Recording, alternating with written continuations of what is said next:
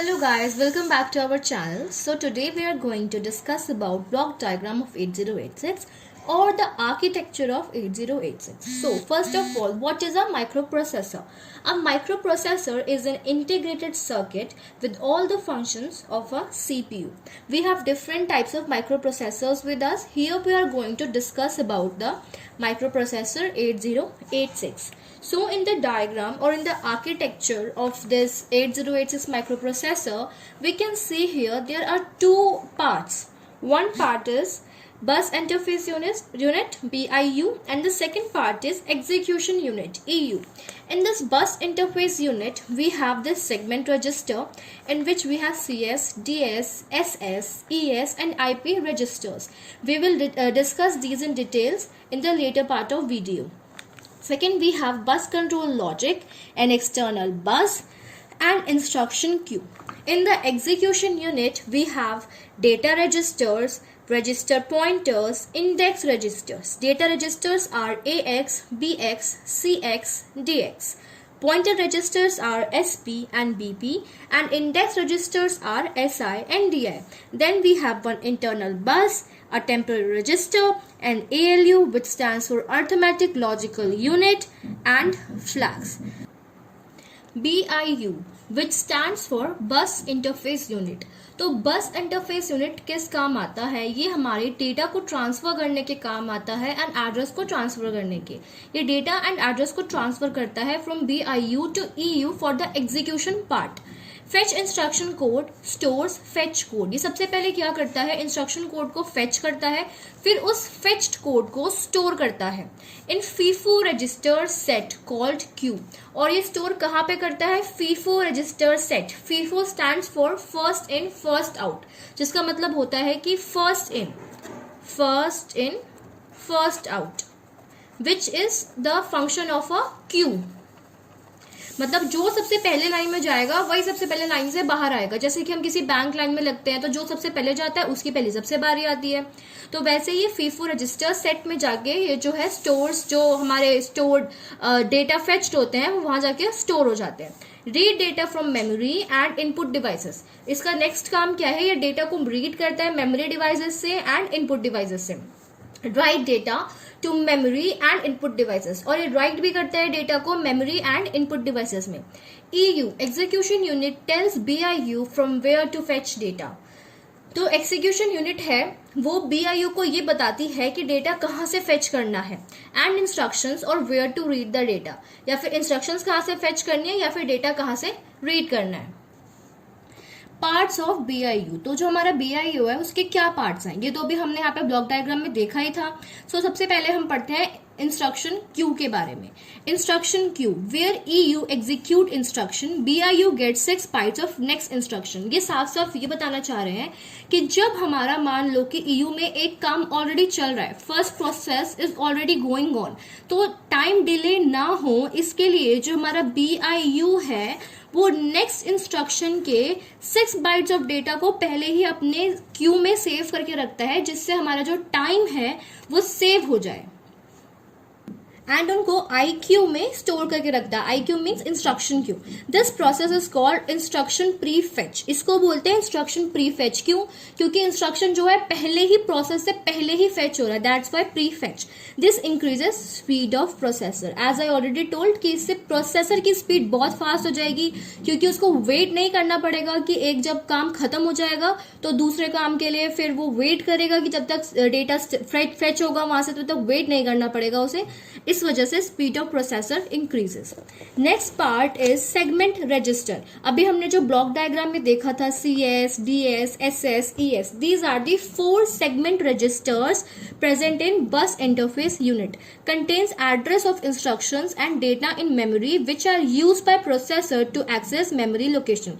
तो जो हमारे सेगमेंट रजिस्टर्स हैं वो क्या कंटेन करते हैं? Address of instructions and data in memory which are use by processor, जो प्रोसेसर यूज करता है एक्सेस करने के लिए मेमोरी के लोकेशंस को. CS, the full form of CS is code segment register. It is used to hold instruction code of programs. तो जितने भी हमारे कोड्स के इंस्ट्रक्शंस हैं, प्रोग्राम का जो कोड है उसको हेल्ड करने के लिए हमारा CS यूज होता है. Then we have DS, which stands for data segment register, it holds data, variables and constants. जितने भी हमारे किसी भी प्रोग्राम में डेटा होता है, वेरिएबल होता है, कॉन्स्टेंट्स होता है, उसको जो हमारा DS सेगमेंट है वो स्टोर करके रखता है. SS stands for stack segment register. It hold address of data, hold content of registers and memory locations in push instruction. तो हमें पता ही है कि जो स्टैक है वो पुश एंड पॉप के उस पे काम करता है. तो जो स्टैक हमारा यहाँ पे है वो data, address, content of register इनको स्टोर करता है by using the push instruction. Then we have ES, extra segment register. ये क्या करता है, एक तरीके का एक्स्ट्रा सेगमेंट हो गया. Hold destination address of data, ये वो होल्ड करेगा कि डेटा कहाँ जाके स्टोर होगा, उस डेस्टिनेशन का एड्रेस स्टोर करता है. Then IP is the instruction pointer. तो हमने इंस्ट्रक्शन पॉइंटर तो सुना ही होगा, प्रोग्राम काउंटर की तरह ही बिल्कुल काम करता है. It act as program counter, indicate the address of next instruction to be executed. It is just like program counter. जैसे कि हमारा प्रोग्राम काउंटर नेक्स्ट इंस्ट्रक्शन की डेटा को अपने पास स्टोर करके रखता है, उसी तरह यहाँ पे इंस्ट्रक्शन पॉइंटर वो काम करता है.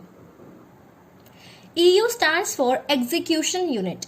So here we have the EU works on 3 bases. The first one is that it receives opcode of an instruction from the queue, then it decodes it and then it executes it. So there are 3 steps in which the EU works. First, receive opcode, second decodes it and third executes it.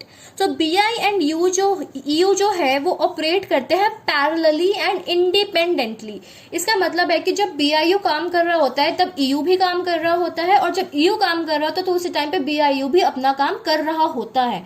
And they work independently, they do not depend on each other for their working purpose. Now we have the parts of execution unit. First part is general purpose register. So as we saw, we have in execution unit we have these registers, data register, pointer registers and index registers. So first we will talk about general purpose registers. These are 4 16-bit registers. Here we have these 4 registers are general purpose registers. ये 16 bit के होते हैं. AX accumulator register, BX base register, CX counter register and DX. Next we have index register and pointer register. तो SP stack pointer. Here we can see that we have 2 SP and BP. So SP is known as stack pointer and BP is known as base pointer. SI is source index and DI is destination index. SI and DI. ALU, arithmetic and logical unit. It performs arithmetic and logical operations. We know that ALU is the main part of a CPU and ये जितने भी arithmetic and logical operations है उसको perform करता है. Then we have these flags, the main part. The flag register, ये 16 bit के register होते हैं and they behave like flip flops. 9 flags divide into 2 group, conditional and control. ये 2 groups में divided होते हैं, कंडीशनल ग्रुप में एंड कंट्रोल ग्रुप में. और ये होते कितने हैं टोटल? 9 फ्लैग्स होते हैं. Conditional flags represent result. जो कंडीशनल फ्लैग्स होते हैं ये हमें रिजल्ट बताते हैं. और हमारे कौन कौन से कंडीशनल फ्लैग्स हैं हमारे पास? Carry flag, auxiliary flag, parity flag, zero flag, sign flag and overflow flag. So these are 1 2 3 4 5 6 conditional flags. Then we have control flags. Control ये क्या करते हैं? ऑपरेशन को कंट्रोल करते हैं एग्जीक्यूशन के. Trap flag, interrupt flag and direction flag. So now the next 3 flags which remain are trap, interrupt and direction. So that was all about our block diagram or architecture of 8086. Thank you guys. Do like, subscribe, share if you like the video and be with us for more such beautiful and educational videos. Thank you.